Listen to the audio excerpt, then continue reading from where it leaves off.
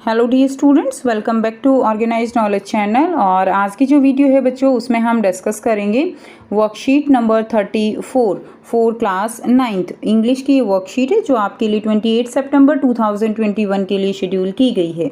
आज की जो वर्कशीट है बच्चों, वो आपकी बहुत ही, आप कह सकते हो कि इंटरेस्टिंग वर्कशीट है, जिसमें आपको एक ऐसे साइंटिस्ट के बारे में सुनने को समझने को मिलेगा जो कि आप कह सकते हो कि हमारी जो आज जीवन हम जी रहे हैं उसकी बैकबोन आप कह सकते हो।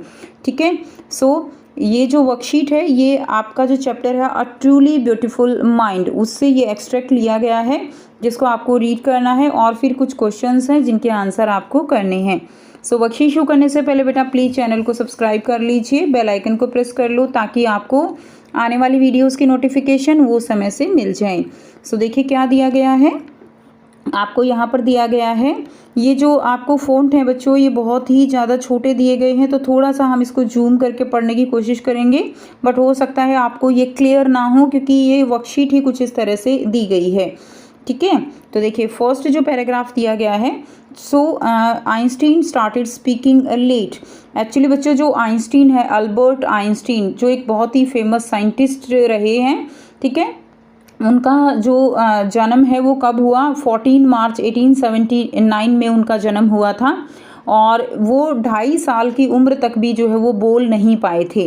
Clear. So Einstein start speaking late.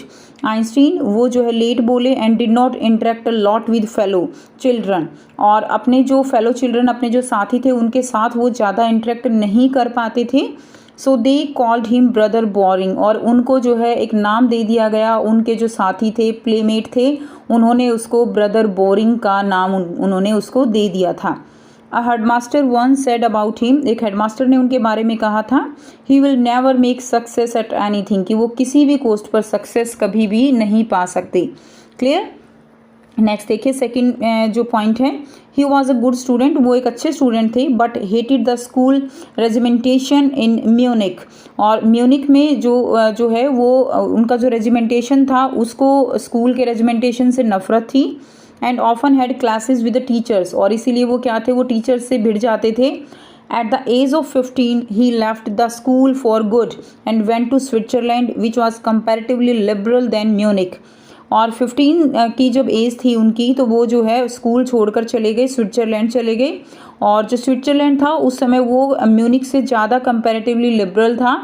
ठीक है, यानी एक तरह से वहाँ पे जो विचार थे लोगों के, वो नए नए विचार अवधारणा उनको वो लोग स्वीकार करते थे, ऐसा माहौल वहाँ पर था।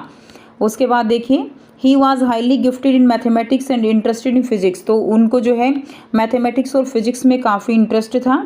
Later he studied at University of Zurich. There he met Mileva Maric and fell in love with her.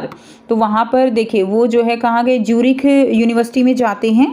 ठीक है, और वहाँ पे वे किससे मिलते हैं, मिलेवा मारिक से मिलते हैं। मिलेवा मारिक जो है, और उसके साथ वो fail in love with her. Okay, तो उसके साथ वो जो है लव में फंस जाते हैं। उसके बाद क्या होता है, थर्ड जो पार्ट है, in 1902 he got a job as a technical expert in the patent office in burn.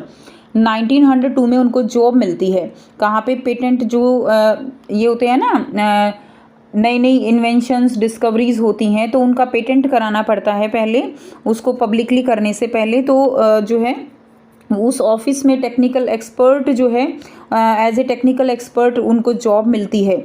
Instead of assessing other people's invention, Einstein was actually developing his own ideas in secret.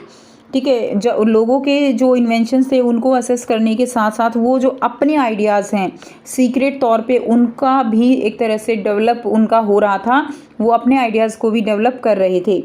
He is said to have jokingly called his desk drawer at work the bureau of theoretical physics. इसमें देखिए यहाँ पे क्या दिया गया है, सो उनके बारे में कहा जाता है, he is said to have jokingly, उनके बारे में कहा जाता है कि उन्होंने जो है एक बार मजाकिया तौर पर जो ब्यूरो था थ्योरेटिकल फिजिक्स का, वहाँ पर जो है उन्होंने मजाकिया तौर पर अपने डेस्क ड्राइवर को, जो डेस्क ड्रॉर है, उसको बुलाया था। ठीक है, उसके बाद देखिए नेक्स्ट है number 4, on personal front his mother was against his marriage according to her. उसकी जो मदर थी, पर्सनल फ्रंट उसकी जो मदर थी वो उनकी मैरिज के अगेंस्ट थी। एंड अकॉर्डिंग टू हर, उनके जो है उनके अनुसार जो मिलेवा थी, that was a book like Einstein, वो एक आइंस्टीन की तरह एक बुक थी। But finally in 1903 they got married, और 1903 में उनकी शादी हो जाती है, ठीक है। एंड थ्रू दो after birth of 2 sons and a few years later the marriage faltered, they got divorce in 1919। उसके बाद क्या होता है, उनके 2 बेटे भी होते हैं, लेकिन जो शादी है वो लंबे समय तक नहीं चलती है, और कुछ टाइम के बाद क्या होता है कि उनका डाइवोर्स हो जाता है 1919 में। क्लियर। उसके बाद देखिए फिर क्या होता है, नंबर 5 है, one of the famous paper of 1905 was Einstein special theory of relativity. तो एक फेमस जो पेपर है 1905 में एक पेपर निकलता है, और उसमें वो जो है एक अपना आर्टिकल देते हैं स्पेशल थ्योरी ऑफ रिलेटिविटी पे। क्लियर। और इसके बाद उनका आप कह सकते हो कि एक वर्ल्ड लेवल पे उनको एक ख्याति जो है वो मिलती है। From this followed the world famous formula which describe the relationship between mass and energy, E is equal to mc square। तो यहाँ से उनको जो है एक फार्मूला है E is equal to MC square, ठीक है, वो रिलेशनशिप उन्होंने यहाँ से दिया, और इसी रिलेशनशिप से एक तरह से आप कह सकते हो कि जो है दुनिया भर में उनको ये प्रशंसा मिलती है।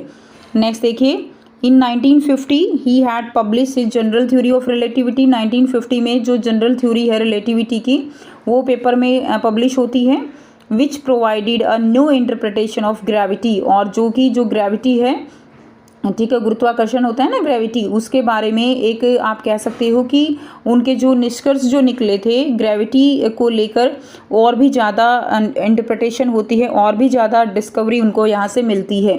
The newspaper proclaimed him work as a scientific revolution, और उनका जो ये वर्क था न्यूज़पेपर में उसको जो एक साइंटिफिक रेवोल्यूशन के तौर पे जो है क्लेम किया जाता है। Einstein received the Nobel prize for physics in 1921, और 1921 में उनको जो है नोबेल प्राइज़ मिलता है।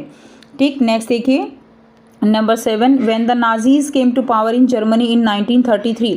अब क्या होता है कि 1933 में जो जर्मनी में जो नाजीज़ हैं वो जो है पावर में आ जाते हैं, और उसके बाद जो है क्या होता है देखिए, then Einstein emigrated to the United States. उसके बाद जो आइंस्टीन है वो यूनाइटेड से यूके जो है वो चले जाते हैं। क्लियर। उसके बाद क्या हुआ, 5 years later the discovery of nuclear fusion in Berlin had American physicists in an uproar, for they were afraid the Nazis could build and use an atomic bomb। तो उसके बाद जो है क्या होता है कि 5 साल के बाद न्यूक्लियर फ्यूज़न जो है एक तरह से उसको बढ़ावा मिलता है बर्लिन में, और उनको एक तरह से उनका बहुत आप कह सकते हो कि डर था उनको कि अगर जो एटॉमिक बॉम्ब है वो बन गया तो एक तरह से क्या होगा, एक तरह से बहुत ही ज़्यादा डिस्ट्रक्शन जो है वो देखने को मिलेगा। क्लियर। उसके बाद क्या होता है, at the urging of colleague Einstein wrote a letter to the American president Franklin D Roosevelt warning them of the looming danger of bomb on them. उसके बाद वो क्या करते हैं, एक लेटर लिखते हैं, जब उनके जो कलीग हैं वो उनको प्रेशराइज करते हैं तो वो एक लेटर लिखते हैं American president Franklin D Roosevelt को, और उनको जो डेंजर है बॉम्ब का उनके ऊपर वो जो है क्या है कि वो उनको उसके बारे में बताते हैं। क्लियर। यानी उनको ये डर था कि जो नाजीज़ हैं, ठीक है, वो एटॉमिक बॉम्ब बनाएंगे और एक बहुत बड़ा खतरा है अमेरिका के ऊपर, इसके बारे में वो लेटर लिखते हैं।